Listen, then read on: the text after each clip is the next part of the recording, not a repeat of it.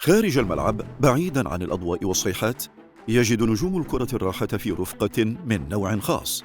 رفاق لا يرتدون القمصان الرياضية ولا يسجلون الأهداف، لكنهم يحتلون مكانة خاصة في قلوب نجوم العالم.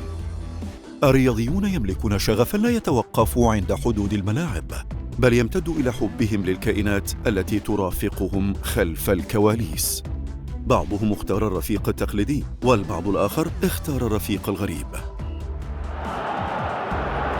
كريستيانو رونالدو نجم الكرة البرتغالي معروف بحبه الكبير للحيوانات.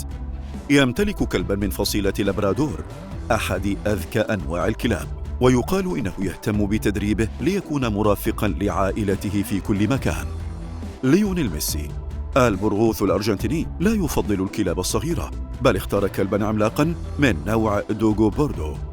هذا الكلب الضخم بات جزءاً من عائلة ميسي، وظهر في العديد من مقاطع الفيديو وهو يلعب معه في حديقة منزله.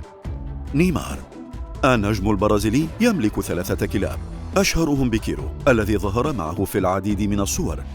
نيمار يحب المرح والمغامرة، لذلك يفضل الكلاب النشيطة التي ترافقه أثناء التدريبات في المنزل. ريكاردو كاكا الأسطورة البرازيلية وأنيق الكرة العالمية، اختار كلباً ألمانياً من نوع جيرمان شيبرد، يستخدم في الحراسة بسبب ذكائه العالي وقوته.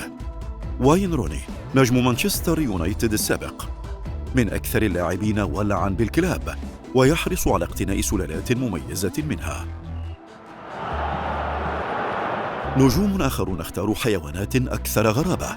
سيرجيو راموس القائد الإسباني لديه عشق خاص للخيول، ويمتلك مزرعة تضم العديد من الخيول الأصيلة، لكنه أيضاً يعشق الكلاب، وأشهرهم إسبيني.